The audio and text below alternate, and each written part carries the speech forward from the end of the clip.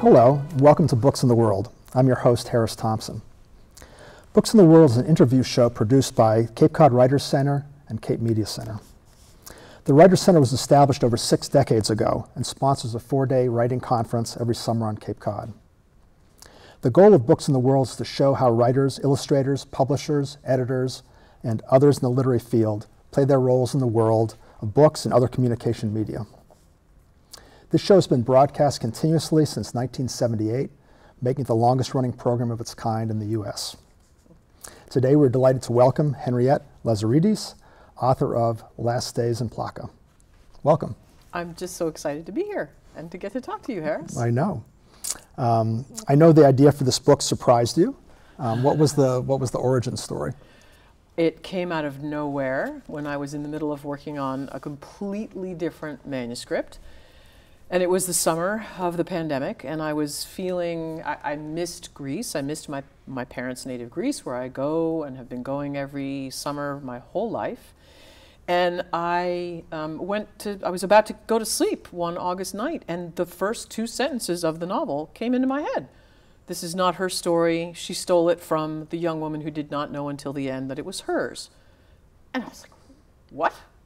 Where did this come from? It was like some strange voice, you know. And I was like, okay, that's a little strange. And I went to sleep.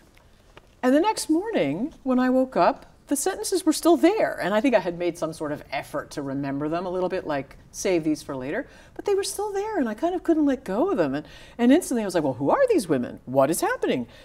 And there it was. And I set aside the other novel that I was working on and began to follow this relationship between the 82-year-old Irini and the 26-year-old Anna, who are introduced by their priest, and all of this was a surprise to me. I did not expect to be writing that novel. So. And the story revolves around that unlikely friendship.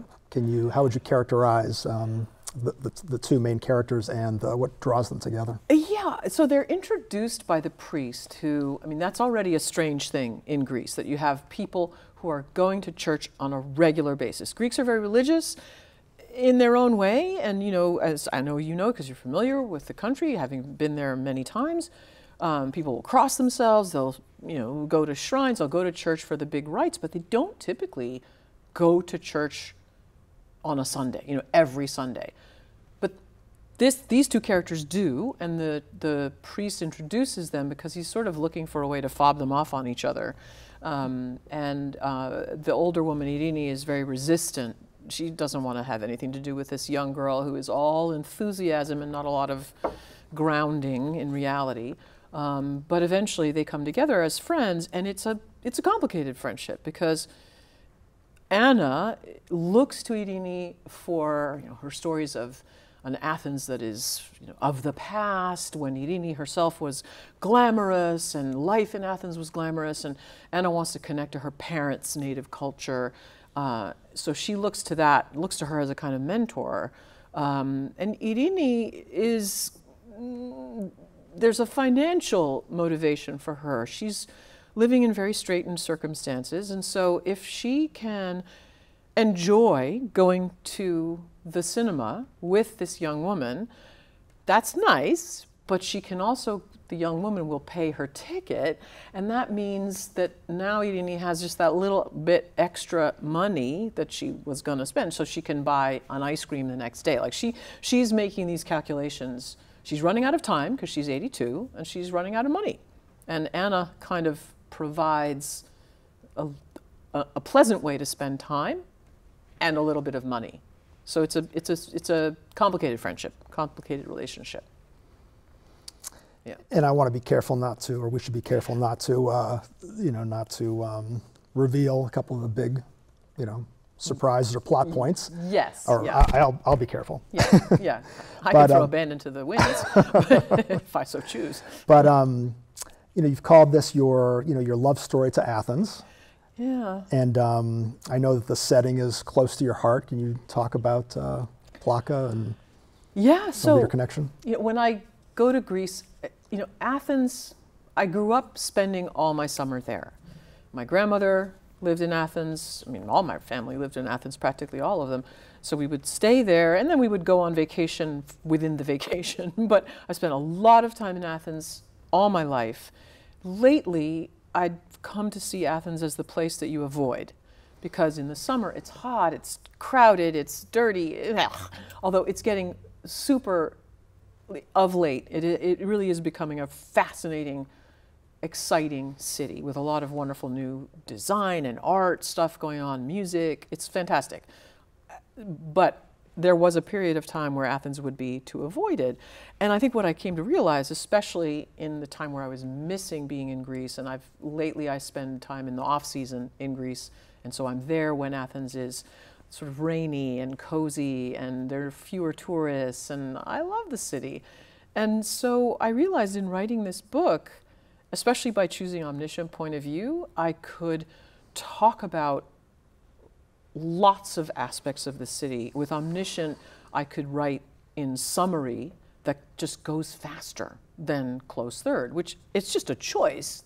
I'm not saying one is worse than the other, but for my purposes, having the omniscient narrator allowed me to sort of make observations about all different kinds of aspects of the city, and I realized how much I loved being there in my imagination when I was writing the book, and now this last few months getting really geared up for the release and all these interviews and things, it's really nice to spend the time with this place. It feels like I actually would have thought a year ago, if you had asked me, I would have said, no, my second novel that takes place in Antarctica is the novel of my heart. Like that's going to be my favorite book, but I'm not so sure anymore. I think it's this one. I think this is my most personal novel, for what that's worth.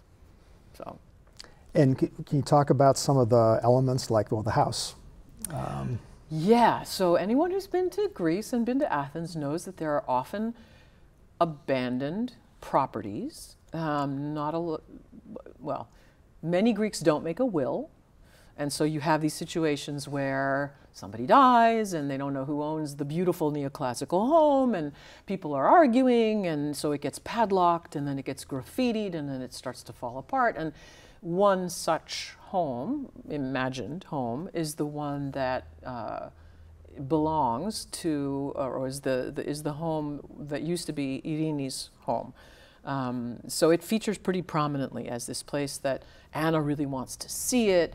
Irini doesn't really want her to see it at first, and then I won't say more about that, but Anna is really interested. And that kind of thing. When I was in Athens in November, I was walking around Plaka with a mutual friend of ours, and looking at all these neoclassical buildings that are still in this condition, even though Plaka has seen this incredible renovation over the last decade or so, and many of the buildings are beautifully restored and they're just gorgeous. But they're still the ones with graffiti and like street art, not just vandalism, street art. There's both. So there's a lot of that. I have a graffiti question coming up, but did your grandmother had a home there, correct, in Plaka? Yeah, not in Plaka. Oh, not in Plaka. Not in Plaka. A family friend, two different family friends of ours had neoclassical homes in Plaka that we would visit them there. But no, my grandmother lived a little bit out of the center. I'm still in Athens, but out. Yeah. And well, that's my graffiti question now. So graffiti plays a prominent role in the book. I won't say what. And you know, as it does throughout Athens, you know, throughout the cityscape of Athens. Why do you think that graffiti is so prolific in Athens? Well, I mean, I don't know, but I mean, there are a lot of abandoned properties, and I think part of it. I mean, this is a huge. You've asked a big, like, cultural anthropology question, but there's a lot of soccer graffiti. There always has been. And so, you know, that's just a thing. You go around and you paint your soccer graffiti all over everything. There's a lot of anarchist graffiti. I think that's been going around for many decades, though not as extensive as now, when like tagging has, you know, I suppose there's a bit of a spectrum between, well, no, graffiti, there's vandalism is just vandalism. But like when you're talking about street art, there's all these different kinds of street art, and then there's like tagging that can be really artistic, and then there's like wild style slogans. I had to learn all these things. And then there's these gorgeous 4-story high commissioned works of art that are done by street artists who, you know, I don't know if you've ever seen, there's videos of this one guy, he signs his work I-N-O, Ino, which is a woman's name, but so it must be an acronym for something. And there'll be videos of him hanging from scaffolding and painting these like 6 or 7 story tall murals, which is gorgeous stuff all over Athens.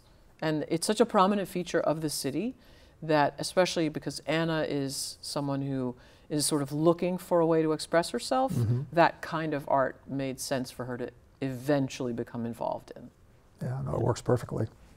My wife, when we first started going there, my wife said that if she had to support herself in Athens, she would sell supplies to street artists, graffiti artists. So right. did you do any research in that? Must have been some, right? I did, because I needed to know, you know, what do you use only spray paint cans, or do you use markers ever, or where do you get the spray paint, and what are the different names of, like, wild style? That's a thing, and I needed Anna to understand enough. She's new to it, but she needed to understand the terminology and be able to sort of think about it and use the terminology occasionally. So I did some research. You mentioned, I was going to ask you about the omniscient narrator. You know, your other books, you know, your first book, Clover House, and then Terra Nova, you know, had either, you know, first person or close third person, correct? Yep. Yeah. And, you know, I haven't read a lot of books recently in omniscient, and your omniscient point of view is even a little bit, you know, it was a little bit like, it reminded me of Kundera, where, you know, you sort of enlist the, you know, like you break the fourth wall sometimes. You enlist the reader in the imagining, saying that, you know, let's call her Irini. Right. Or let's, you know. Yeah, we don't know if that's her name. The narrator just gave her that name. Right, but it really, you know, it really draws the reader into sort of the imagining of the story, because, I mean, you know, it's, obviously we're not going to contribute to it in that regard, but I thought that was really interesting. But what was that like you said you hadn't written that from that point of view before? No, I hadn't. You said it was easier. Well, faster. This is one of the things that I'm careful. Like, if you say, "Oh, it was really easy," then people will say, "Like, well, she should have worked harder because it didn't work." But I found certain things were easy, like covering a lot of chronology, because you can rely on summary, because you don't have to be within the consciousness or adjacent to the consciousness of a character. So you can just, from on high, you can cover a lot of ground. If that's what you wish to do, then that is easy. But things like making sure that you're not bouncing around too quickly from, you know, head hopping from one character's head to another in a way that feels jarring, that's not easy. That was something to really think about. Like, how am I going to transition from one woman to the other woman and then to the priest, and sort of making sure that those were like baton passes rather than, you know, quick cuts in an MTV video. But the omniscient, it seemed to me to make sense that there's a sort of the novel starts out in the mode of, it's like storytelling. This is a narrator who's telling a story. And I liked that approach. I found that was sort of the book I wanted to write. As it came into my head, as a overtly fabricated story, which is one of the sort of themes. The sort of fabrication is one of the elements in the novel, and so it made sense to stay with that narrative strategy that foregrounded that, hey, I'm the narrator telling this story, which is always true, but it's not always you know, put on show, put on display. So. And then you also move forward a little bit too, right? You tell us some things that, you know, happen after the novel, or or the characters don't know about that will happen. Yeah, beyond their experience. Right, beyond their experience. Which I really enjoyed being able to do. That was sort of like a little frisson of excitement. Like, oh, I just did that. I just went out of the frame of the chronology of the novel. But yeah, and you can do. I mean, I found that with this omniscient, you can throw in backstory in a sentence. You know, because you can. Again, it's like summary, but it's the shortest of summaries, and so it allowed me to expand back to when Anna is a teenager and she comes to Greece. Her parents send her to Greece to spend the summer with her cousins. And I don't have to go into great detail. It's a couple sentences about when she came and she was riding on the back of her cousin's motorbike and he didn't really want to be taking her anyway. And she falls off and she cuts her knee. Like, that's it. And it's probably, in the book, it probably takes less time for me to say it than I just took to say it now. So, yeah, I could expand the chronology of the narrative a little bit in both directions, which I enjoyed. And that was gifted to you, like you know, with the first two lines, right? I mean, wasn't it, or you know, you were led in that direction by the. Yeah, you know, I could have said, oh yeah, no, forget those two lines, but I liked them. Right. I liked the idea of the two women in a relationship where there was a theft going on. The original, my working title for it was The Story Thief, and that was sort of an animating idea for me, was that there was a theft of stories going on. And I doubt, obviously this is a better, I think this Last Days in Plaka is a better title. And you probably can't answer that question. Can you answer that question at all about the story thief? And maybe not. Well, I mean, I think one of the things that the novel talks about, one of the storylines of the novel is the stories that you tell about yourself, and I'm using story in a value neutral way, might be true, might not be true, but you create and tell to yourself and to others stories about yourself, and when they interact with the stories that other people are telling to themselves and to other people about themselves, sometimes there's a good mesh of those things and sometimes there isn't, and I think the novel kind of explores those kinds of frictions. I can say it that way. Yeah, that's well said. And speaking of storytelling, the cinema plays a big role. Can you just speak to that a little bit? So Ciné Paris. The Ciné Paris, as you have to say, if you're saying it with a Greek accent, the Ciné Paris. It's in Plaka.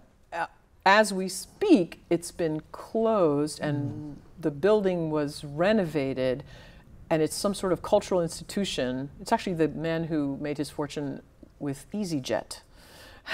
is a benefactor, a cultural benefactor, and he's built this institute that's in that building now, and apparently they're going to reopen the cinema in May.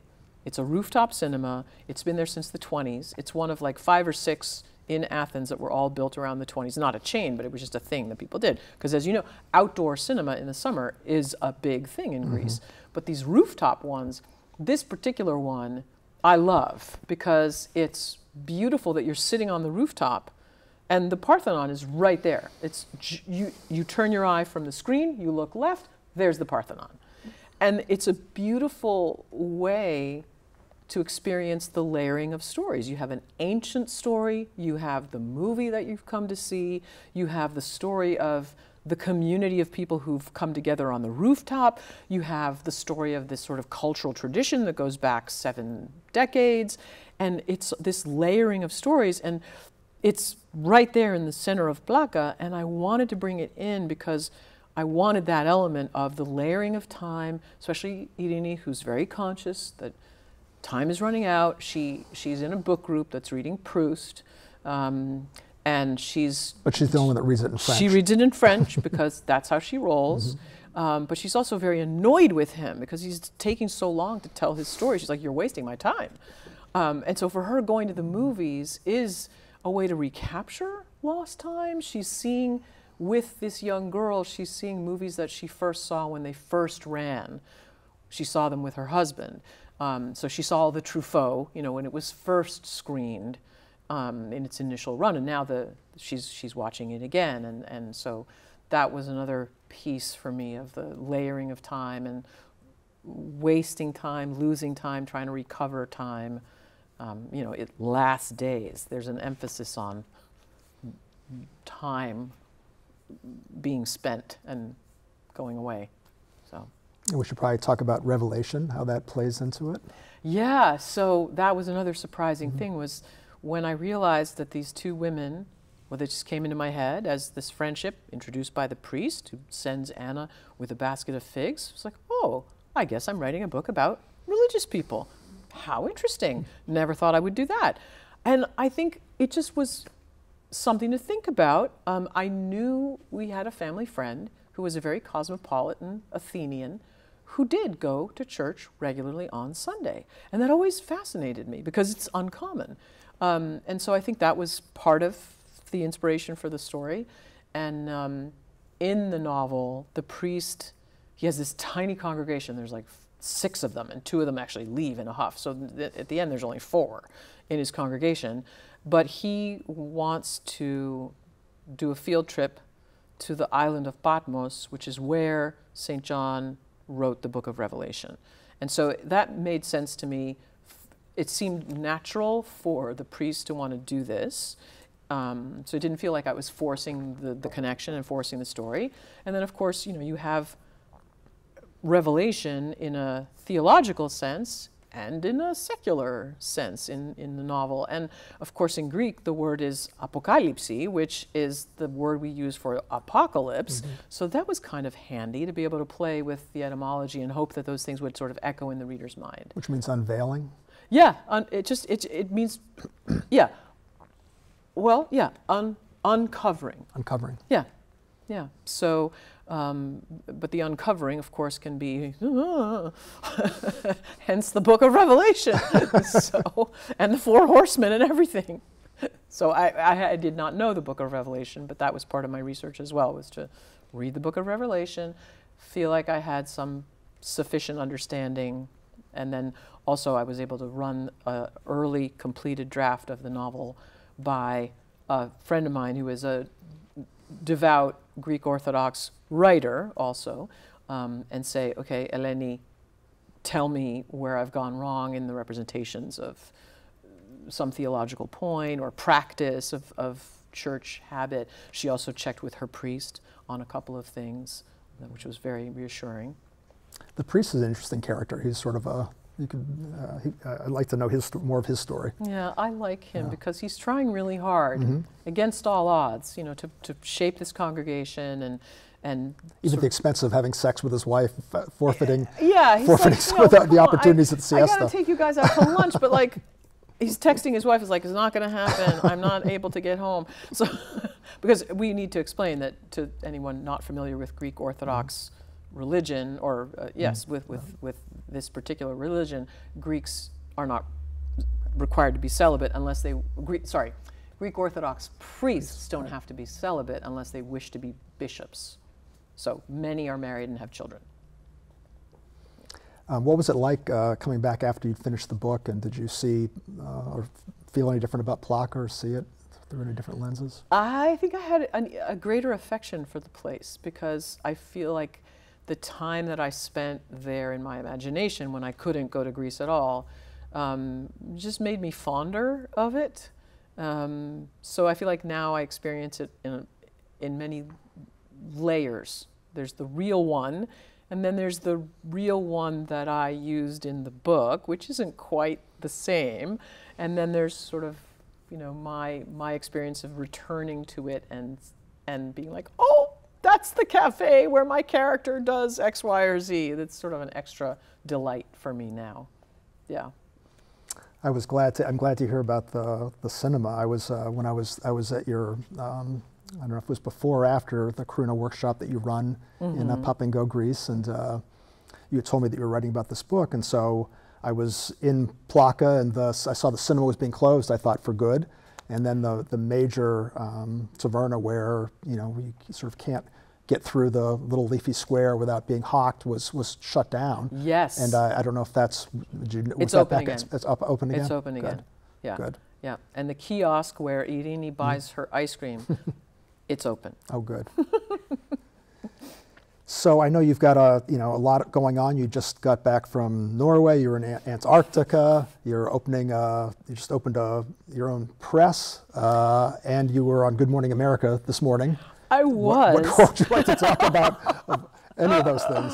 Well, the Good Morning America was just a real treat to be the buzz pick for April, so that was exciting. And that was something I had been sitting on. It was a secret for like a month. So now it's great. I can talk about it.